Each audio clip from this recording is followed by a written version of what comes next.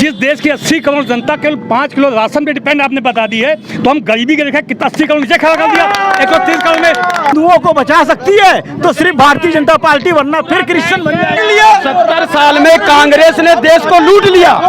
राम राम, अस्सलाम वालेकुम, सत श्री अकाल, मशाकाई, जय जिनेंद्र, सुस्वागतम सुस्वागतम सुस्वागतम। इस समय हम कानपुर में मौजूद है, कानपुर की शास्त्री नगर मार्केट में मौजूद है और 2022 में यूपी का एक बहुत बड़ा चुनाव आ रहा है। आपको बता दें कि यूपी सरकार में योगी ने 303 सीट जीती थी, लेकिन इस बार ये अनुमान लगाया जा रहा है कि योगी की जो सीटें होंगी वो कुछ कम हो जाएंगी। ये भी अनुमान लगाया जा रहा है जो मुसलमान वोट है, जो 20% वोट है, वो भी बंटने के आसार दिख रहे हैं। तो इसी विषय पे यूपी इस बार कुर्सी किसके हाथ में जाती है, हम इस समय शास्त्री नगर में मौजूद हैं। हमारे साथ एक शख्स मौजूद हैं, चलिए इनसे जानते हैं 2022 में किसकी सरकार बनने वाली है।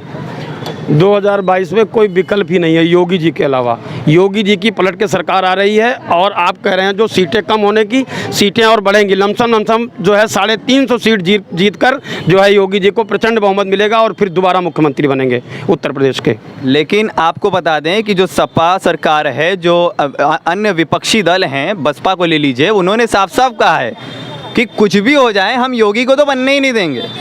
क्या लग रहा है, इस पे क्या विचार है? ये जनता का फैसला है, उसमें इन लोगों के कहने से कुछ नहीं होता। आप ये देख लीजिए, इनकी इतनी अच्छी नीतियाँ हैं और वो इस सरकार में अंतिम पायदान पे बैठा व्यक्ति जो है फ़ायदा मिल रहा है उसको।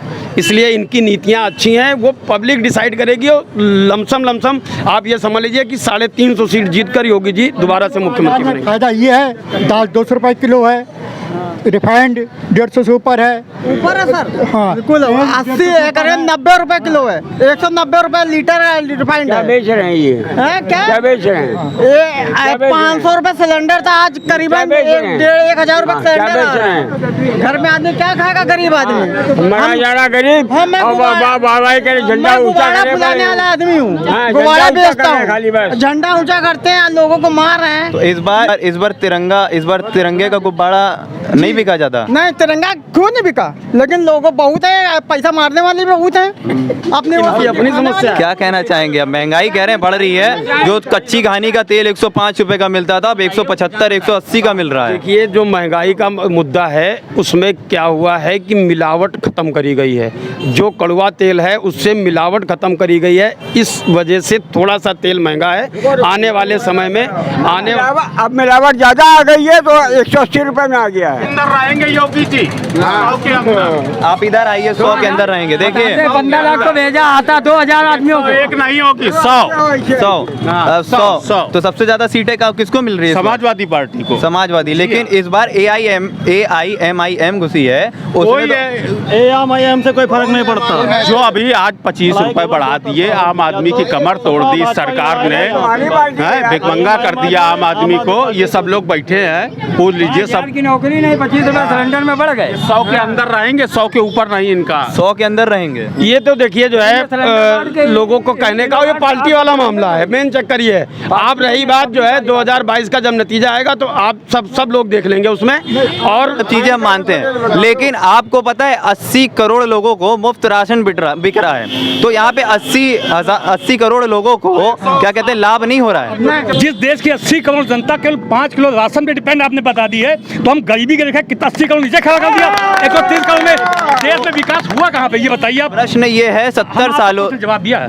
70 सालों से कांग्रेस की गवर्नमेंट थी, क्या उसने कोई कार्य नहीं किया? क्योंकि केवल 6-7 सालों में आप मोदी गवर्नमेंट पे इतना आप डिपेंडेंट हो गए हैं कि वो केवल 5 किलो दे रही है। कांग्रेस आपको कितना दे रही थी? कांग्रेस नहीं दे रही थी, फिर नहीं दे रही थी।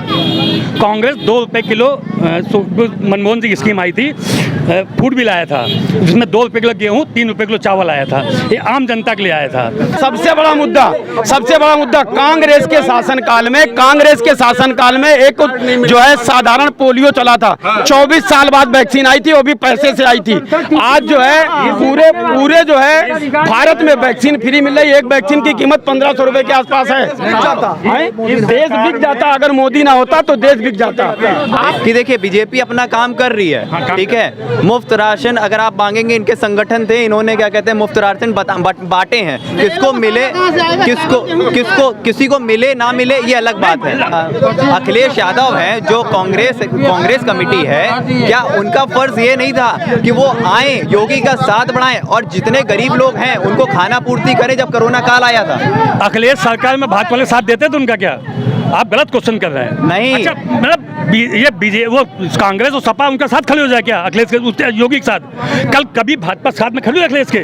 से इस कोरोना काल में नुकसान हुआ है तो भारतीय जनता पार्टी के नेताओं का हुआ, क्योंकि लगातार ये फील्ड पे इन्होंने काम किया है। हमारे कई सांसद, हमारे कई विधायक जिनकी मृत्यु हुई क्योंकि ये लगातार पब्लिक के बीच में थे। कुछ नेता तो ऐसे हैं विपक्ष के जो ट्विटर पर बैठ के काम करते हैं, उसके अलावा उनके पास कोई भी नहीं, कोई भी हमें पब्लिक के बीच में दिखाई नहीं दिया आज तक। सपा कांग्रेस केवल ट्विटर पे ट्वीट कर देती, उनका काम हो गया। क्या कहना चाहेंगे इस पहले पर? भाजपा का करती थी, सोशल मीडिया तो भाजपा पहले थी, अब सोशल मीडिया रोक लगाती है, फिर कहती है सब ये करते ट्विटर। आज भी वही है, तुम लोग नहीं जाओगे, आज भी वही करते हैं। हम लोगों को कोरोना सिखाया जाता है। बड़ी बात यह है, आज अगर वैक्सीन का मुद्दा देख लेते देश बिक जाता।